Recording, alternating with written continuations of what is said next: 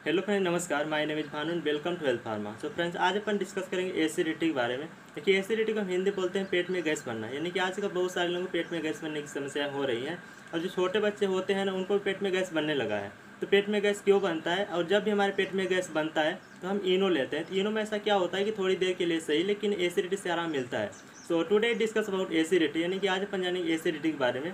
Acidity होती क्या है, किसके कारण से होती है, कौन कौन से सिम्टम्स होते हैं जो कि बॉडी में दिखाई देते हैं, और इसका डायग्नोसिस क्या है, ट्रीटमेंट क्या है, प्रिवेंशन, ठीक है। और साथ में डिस्कस करेंगे इसमें कौन कौन सी कॉम्प्लिकेशन हो सकती है।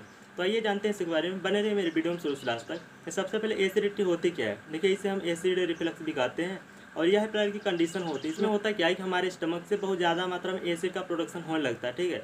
जिसे कि हम बोलते हैं एसिडिटी, यानी पेट में गैस बनने की समस्या हो जाती है। और जिसको भी एसिडिटी होती है उनको क्या होता है कि कच्ची ढकारी आने लगती है, उनके मुंह में कच्चा स्वाद आने लगता है, या फिर इंडाइजेशन अपच भी हो सकता है, या फिर क्या होता है कि कुछ भी निकलने में प्रॉब्लम हो सकती है, या फिर छाती में दर्द होने लगता है, ठीक है। इन जैसे सिम्टम दिखाई देने लगते हैं। देखिए, यदि हम नॉर्मली समझे तो हमारे स्टमक में क्या होता है, गैस्ट्रिक ग्लैंड होती है, और वहाँ से गैस्ट्रिक एसिड रिलीज होता है। और ये जो गैस्ट्रिक एसिड है, जो भी हम खाना खाते हैं उसको क्या करते हैं, डाइजेस्ट करने में हेल्प करती है। लेकिन जब हमारे स्टमक में एसिड का प्रोडक्शन बहुत ज़्यादा होने लगता है तो क्या होता है कि हम जब खाना खाते हैं उसको अच्छे से डाइजेस्ट नहीं कर पाता, ठीक है। यानी कि इनडाइजेशन हो जाता है, जिसे कि हम बोलते हैं पेट में गैस बनना या फिर एसिडिटी, ठीक है। तो यदि हम बात करें कि एसिडिटी होती क्यों है। देखिए, यदि आपका खाना खाने का टाइम फिक्स नहीं है तो आपको एसिडिटी होने की संभावना बहुत ज़्यादा होती है। यानी कि आपको क्या करना है कि मॉर्निंग में 8 से 9 के बीच भरपेट खाना खा लेना है। लेकिन यदि आप खाना नहीं खाते हैं तो क्या होता है कि आपके पेट में गैस बनने की संभावना बहुत ज़्यादा होती है, ठीक है। देखिए, होता क्या है कि हमारा जो स्टमक है, हमारा स्टमक रात भर खाली रहता है, रात भर में काफ़ी ज़्यादा एसिड रिलीज हो जाता है।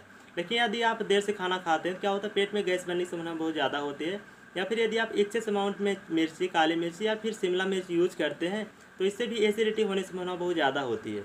या फिर यदि आप ऑयली फूड्स या फिर बहुत ज़्यादा तला हुआ कोई भी चीज़ खाते हैं तो इससे भी क्या होता है, पेट में गैस बनने की समस्या हो सकती है। या फिर बहुत ज़्यादा मात्रा में यदि आप कैफीन यूज़ करते हैं, क्या होता है, इससे भी एसिडिटी होने की संभावना बहुत ज़्यादा होती है। या फिर यदि आप लो फाइबर वाला कोई भी चीज़ खाते हैं तो इससे भी एसिडिटी यानी पेट में गैस बनने की समस्या हो सकती है। या फिर बहुत ज़्यादा खाना खाने से या फिर इरेगुलर इंटरवल पर खाना खाने से भी एसिडिटी होने की संभावना बहुत ज़्यादा होती है। या फिर यदि आप खाना खाने के जस्ट बाद लेट जाते हैं, क्या होता है, इससे भी एसिडिटी होने की संभावना बहुत ज़्यादा हो सकती है। या फिर यदि आप खाना खाने के जस्ट बाद कोई फिजिकल एक्सरसाइज करते हैं, क्या होता है, इससे भी पेट में गैस बनने की समस्या हो सकती है। या फिर यदि आप बहुत ज़्यादा मात्रा में एल्कोहल या फिर स्मोकिंग करते हैं तो इससे भी एसिडिटी होने की संभावना हो सकती है। या फिर बहुत ज़्यादा कार्बोहाइड्रेट वाला चीज़ खाने से भी एसिडिटी होने की संभावना बहुत ज़्यादा होती है, ठीक है। या फिर कभी कभी नींद की कमी होने पर भी एसिडिटी होने की संभावना बहुत ज़्यादा हो सकती है। या फिर खाना खाने के जस्ट बाद यदि आप कोई भी फल यानी फ्रूट्स खाते हैं, क्या होता है, इससे भी पेट में गैस बनने की समस्या हो सकती है। या फिर बहुत ज़्यादा चिकन खाने से भी ये एसिडिटी समस्या हो सकती है। या फिर कुछ बीमारी की वजह से एसिडिटी हो सकती है, जैसे कि एंग्जाइटी, स्ट्रेस या फिर डिप्रेशन, ठीक है। इसकी वजह से एसिडिटी होने की संभावना बहुत ज़्यादा हो सकती है। या फिर यदि आपको स्टमक डिसीज यानी पेप्टिक अल्सर है, क्या होता है, इससे भी एसिडिटी होने की संभावना बहुत ज़्यादा होती है। या फिर यदि आपको गैस्ट्रो इसोफेजियल रिफ्लक्स डिसीज या फिर स्टमक कैंसर है, क्या होता है, इससे भी पेट में गैस बनने की समस्या हो सकती है। या फिर कुछ मेडिकेशन की वजह से एसिडिटी होने की संभावना बहुत ज़्यादा होती है, जैसे कि एंटीबायोटिक्स, पेन किलर ड्रग्स या फिर कीमोथेरेपी मेडिकेशंस या फिर एंटी डिप्रेशन, ठीक है। इन ड्रग्स को यूज़ करने से भी एसिडिटी यानी पेट में गैस बनने की समस्या हो सकती है। या फिर जो औरत प्रेग्नेंट होती है उनको एसिडिटी होने की संभावना बहुत ज़्यादा होती है, क्योंकि होता क्या, उनका जो यूरेटस होता है वो उस समय बड़ा हो जाता है, जिसके कारण उसके स्टमक पर दबाव पड़ता है, ठीक है। तो इससे भी एसिडिटी होने की संभावना हो सकती है। साथ में और सारे रिस्क फैक्टर्स होते हैं जो कि इफेक्ट कर सकते हैं, जैसे कि यदि आप मेडिकल कंडीशन में है, यानी कि यदि आपको अस्थमा है, डायबिटीज़ है, सीलियक डिसीज है, फिर कनेक्टिव टिश्यू डिसऑर्डर यानी कि यदि आपको स्क्लेरोडर्मा है, क्या होता है, इससे भी एसिडिटी होने की संभावना बहुत ज़्यादा होती है। या फिर देर तक खाली पेट रहने के बाद भी एसिडिटी हो सकती है। या फिर जो औरत पीरियड के काफ़ी करीब होती है उनको भी एसिडिटी हो सकती है। या फिर यदि आपको ओबेसिटी यानी कि आपका वेट ओवर है, क्या होता है, इससे भी एसिडिटी हो सकती है। या फिर जो व्यक्ति काफ़ी टाइट कमर बेल्ट पहनता है उसको भी एसिडिटी होने की संभावना बहुत ज़्यादा होती है। या फिर जो व्यक्ति खाना खाने के जस्ट बाद पानी बहुत ज़्यादा पीता है उसको भी एसिडिटी हो सकती है। लेकिन कैसे, आप बोलोगे कि मैं भी खाना खाने के बाद पानी पीता हूँ। देखिए, मैं आपको एक एग्जांपल बताता हूँ, ध्यान से सुनना। देखिए, जैसे कि हमारे स्टमक जो एसिड है यह प्रकार की अग्नि की तरह है, ठीक है। जब हम खाना खाने के जस्ट बाद बहुत ज़्यादा पानी पीते हैं तो क्या होता है कि जो अग्नि है बुझ जाती है, यानी कि एसिड का लेवल बिल्कुल डिक्रीज हो जाता है। और जो हमारे स्टमक में खाना है वो क्या होता है, सड़ने लगता है, यानी कि क्या होता है, ख़राब होने लगता है, जिसकी वजह से एसिडिटिक समस्या हो सकती है, ठीक है। ये कुछ रिस्क फैक्टर्स होते हैं जो कि इफेक्ट कर सकते हैं। और इसके सिम्टम तब दिखाई देते हैं जब आपके स्टमक का एसिड ईसोफेगस के ऊपर आने लगता है। देखिए यदि हम ईसोफेगस के बारे में थोड़ा बेसिक समझते हैं, ये जो ईसोफेगस होता है यह माउथ और स्टमक को जोड़ता है, और जहाँ पर ईसोफेगस और स्टमक का ज्वाइंट होता है उसे हम बोलते हैं ईसोफेजियल स्फिंक्टर। यानी कि जब आपके स्टमक का एसिड ईसोफेजियल स्फिंक्टर से ऊपर आने लगता है तो सबसे पहले क्या होता है कि कच्ची ढकारें आने लगती है, या फिर मुंह में खट्टा स्वाद आने लगता है, या फिर गले में खराश हो सकती है। गले में खराश की वजह से आपको जलन हो सकता है, या फिर रिगुरगिटेशन भी हो सकता है। देखिए इसका मतलब होता है कि आपको उल्टी ऐसा भी महसूस हो सकता है, यानी कि आपके स्टमक में जो इनडाइजेस्टेड फूड है या फिर बाइल जूस है या फिर जो गैस्ट्रिक एसिड है, ये क्या करता है कि आपकी ईसोफेगस से ऊपर नीचा करता हुआ महसूस हो सकता है, ठीक है। या फिर डायस्फेगिया भी हो सकता है। देखिए इसका मतलब होता है आपको कुछ भी निकलने में प्रॉब्लम्स हो सकती है, या फिर डायस्पेप्सिया कारण बन सकता है। देखिए इसका मतलब होता है इनडाइजेशन, यानी कि अपच भी हो सकता है, या फिर आपके सीने में दर्द हो सकता है। आपके सीने में दर्द की वजह से क्या होता है कि वहाँ पर बहुत ज़्यादा जलन भी महसूस हो सकता है। और अगर किसी व्यक्ति को बार बार एसिडिटी समस्या होती है तो इन्हें कॉम्प्लिकेशन कारण भी बन जाता है। जैसे कि पहला होता है गैस्ट्रोइसोफेजियल रिफ्लक्स डिसीज। देखिए यहाँ पर एक कंडीशन होती है, इसमें क्या होता है कि हमारा स्टमक और ईसोफेगस जहाँ पर ज्वाइंट होते हैं, इसे बोलते हैं ईसोफेजियल स्फिंक्टर। क्या होता है उसको इफेक्ट कर देता है, यानी कि वहाँ पे प्रॉब्लम्स होने लगती है, यानी काम करना ही बंद कर देता है, ठीक है। या फिर स्टमक अल्सर हो सकता है, यानी कि आपको स्टमक अल्सर का आपको पेप्टिक अल्सर भी हो सकता है, या फिर इरोसिव ईसोफेगाइटिस कारण भी बन सकता है। देखिए इसका मतलब होता है इन्फ्लामेशन ऑफ द ईसोफेगस, यानी कि आपका जो ईसोफेगस है वहाँ पे इन्फ्लामेशन हो जाता है, और इन्फ्लामेशन होने के कारण वहाँ पे अल्सर हो जाते हैं, और इन अल्सर के साथ में ब्लीडिंग भी हो सकती है। या फिर नेक्स्ट होता है बैरेट ईसोफेगस। देखिए इसका मतलब होता है कि आपके स्टमक में कैंसर भी हो सकता है। और नेक्स्ट होता है ईसोफेगस स्ट्रिक्चर। देखिए यह तरह की कंडीशन होती है, इसमें क्या होता है कि हमारे ईसोफेगस से संकीर्ण, यानी कि क्या होता है कि नेरो हो जाती हैं, जिसकी वजह से क्या होता है कुछ भी निकलने में प्रॉब्लम्स हो सकती है, ठीक है। ये कुछ कॉम्प्लिकेशन होती है जो कि एसिडिटी के कारण हो सकती है, ठीक है। तो अगर इसमें प्रिवेंशन की बात करें, सबसे पहले आप क्या करना है कि थोड़ा थोड़ा खाना खाना है और बार बार खाना है। ऐसा इसलिए क्योंकि यदि आप बहुत ज़्यादा खाना खाते हैं तो क्या होता है आपके ईसोफेगस स्फिंक्टर में दबाव पड़ता है, यानी प्रेशर पड़ता है, जिसकी वजह से आपका स्टमक का खाना ऊपर की ओर आने लगता है। या फिर जो ओवरवेट वाले लोग हैं उनको क्या करना है कि लो कार्बोहाइड्रेट वाला खाना खाना है, क्योंकि अगर हाई कार्बोहाइड्रेट वाला खाना खाते हैं क्या होता है उनका पेट फूला फूला सा रहता है, या फिर उनको पेट में बहुत ज़्यादा जलन भी हो सकता है, ठीक है। या फिर यदि आप खाना खाते हैं तो क्या करना है कि आपको अच्छे से चबा के खाना खाना है, जिससे कि आपका जो गैस्ट्रिक एसिड है वो पूरी तरह डाइजेस्ट कर सके, ठीक है। या फिर आपको रात में खाना नहीं खाना है, या फिर अधिक मसालेदार सब्जी या फिर बहुत ज़्यादा तला हुआ चीज़ आपको नहीं खाना है, ठीक है। या फिर यदि आप एक्सेस अमाउंट में कैफीन यूज़ करते हैं तो आपको क्या करना है कि लिमिट करके यूज़ करना है, ठीक है। या फिर यदि आप स्मोकिंग करते हैं तो आपको क्या करना है, स्मोकिंग बिल्कुल भी नहीं करना है। या फिर यदि आप कार्बोहाइड्रेट वाला बहुत ज़्यादा खाना खाते हैं तो आपको कार्बोहाइड्रेट वाला कम खाना खाना है, ठीक है। या फिर यदि आप बहुत ज़्यादा एल्कोहल पीते हैं तो आपको एल्कोहल नहीं पीना है, यानी कि आपको लिमिट करके ही पीना है।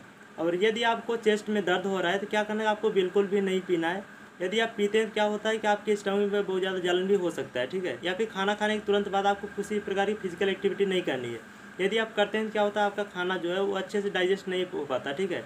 इसकी वजह से आपको अपच भी हो सकता है। या फिर खाना खाने के तुरंत बाद आपको बिल्कुल भी सोना नहीं है। या फिर यदि आपको ओबेसिटी, यानी कि यदि आपका वेट ओवर है, क्या करना है कि आपको वेट कम करना है। या फिर कुछ ड्रग्स ऐसी होती हैं जो कि एसिडिटी समस्याएं क्रिएट कर सकती हैं, इसलिए आपको क्या करना है कि ड्रग्स यूज़ करने के पहले आपको अच्छे से देखभाल कर लेना है, ठीक है। या फिर आपको प्लेन बिस्तर पर बिल्कुल भी नहीं सोना है। ये कुछ प्रिवेंशन है जिससे कि आप प्रिवेंट कर सकते हैं। तो अगर इसमें डायग्नोसिस की बात करें तो ये जो एसिडिटी होती है इसे हम सिंपली डायग्नोस कर सकते हैं, जैसे कि हम लक्षणों के बारे में पूछ के डायग्नोस कर सकते हैं।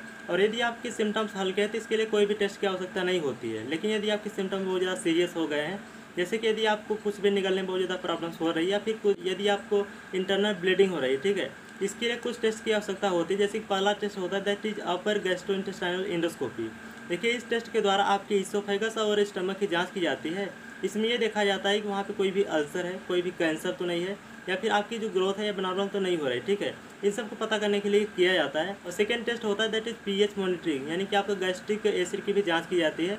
और इसमें थर्ड होता है that is barium swallow test, जिसे कि अपन इसोफेग्राम भी बोलते हैं। देखिए इसके लिए आपको एक बेरियम लिक्विड यूज करना होगा, यानी ड्रिंक करना होगा, जिससे कि आपके स्टमक और ईसोफेगस की फिजिकल एबनॉर्मलिटीज को आइडेंटिफाई करने में मदद मिल सके, जिससे कि आपके स्टमक और ईसोफेगस की एक्सरे करने में हेल्प मिल सके, ठीक है। और नेक्स्ट होता है दैट इज ईसोफेजियल मैनोमेट्री।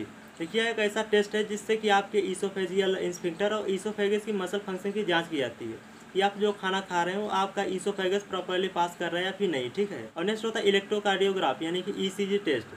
देखिए यह टेस्ट तब किया जाता है जब आपके हार्ट संबंधी कोई भी समस्या होती है, जैसे कि यदि आपके चेस्ट में बहुत ज़्यादा दर्द होता है या फिर डिस्कम्फर्ट फील होता है, तो इसके लिए ये टेस्ट किया जाता है। या फिर रेयर केसेस में आपका स्किन बायोप्सी भी कर सकते हैं, ठीक है। ये कुछ डायग्नोसिस है जिससे कि हम पहचान सकते हैं कि आपको एसिडिटी हुई है। अगर इसमें ट्रीटमेंट के बारे में बात करें तो जो एसिडिटी होती है इसका जो सबसे कॉमन ट्रीटमेंट होता है दैट इज इनो। देखिए मैंने आपको बताया था कि जब भी हमारे स्टमक में कोई भी समस्या होती है फिर कोई भी प्रॉब्लम्स होती है तो हम इनो लेते हैं। तो इनो में ऐसा क्या होता है, देखिए इनो जो होता है प्रकार का एंटासिड्स होता है और यह 3 कंपोनेंट से मिलकर बना होता है, जैसे sodium bicarbonate, anhydrous sodium carbonate या फिर साइट्रिक एसिड, ठीक है। और ये जो एंटासिड्स होता है यह प्रकार का बेसिक होता है। जब हम इसे यूज़ करते हैं तो यह क्या करता है कि हमारे स्टमक जाके न्यूट्रलाइज कर देता है, यानी कि एसिड को न्यूट्रलाइज कर देता है, जिससे कि हमारे पेट में गैस बनने की समस्याएं वो अपने आप सॉल्व हो जाती हैं।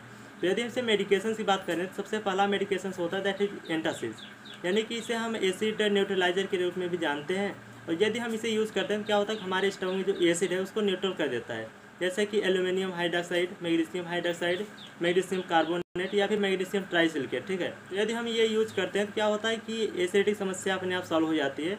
और सेकेंड ड्रग्स होता है that is H2 receptor blocker, ठीक है। देखिए यदि हम ये ड्रग्स यूज करते हैं तो क्या करता है, एसिडिटी कम करता है, साथ में यदि आपके स्टमक में पेप्टिक अल्सर क्रिएट करता है तो इसको भी कम करने में हेल्प करता है। सो इसमें जो ड्रग्स यूज़ किए जाते हैं दैट इज रेनिटिडिन, फेमोटिडिन या फिर नेजोटिडिन, ठीक है। देखिए यदि हम ये ड्रग्स यूज़ करते हैं तो क्या होता है कि इन ड्रग्स यूज़ करने से एसिडिटी और पेप्टिक अल्सर से राहत मिलता है, लेकिन इनके कुछ साइड इफेक्ट भी हो सकते हैं, जैसे कि डायरिया हो सकता है या फिर पेट में दर्द हो सकता है। और जो औरत प्रेग्नेंट होती है उसको ये ड्रग्स नहीं दी जाती क्योंकि उसके फीटस को ये नुकसान पहुंचा सकता है, ठीक है। और इसमें थर्ड ड्रग्स होता है दैट इज PPN, यानी कि प्रोटॉन पंप इनहिबिटर। सो इसमें जो ड्रग्स यूज़ किए जाते हैं दैट इज ओमेप्राजोल, पेंटाप्रेजोल, ट्रावेप्रेजोल या फिर लेंसोप्रेजोल या फिर इसोमेप्रेजोल, ठीक है। यदि हम ये ड्रग्स यूज़ करते हैं तो क्या होता है, एसिडिटी से राहत मिलता है। और यदि हम ये ड्रग्स यूज़ करते हैं, साइंस ऐसा मानती है कि इन ड्रग्स यूज़ करने से एसिडिटी कम होने का जो खतरा 98% से होता है, ठीक है। और इन ड्रग्स के कुछ साइड इफेक्ट भी हो सकते हैं, जैसे कि हेडेक हो सकता है या फिर डायरिया हो सकता है या फिर पेट में दर्द भी हो सकता है। Okay, thank you.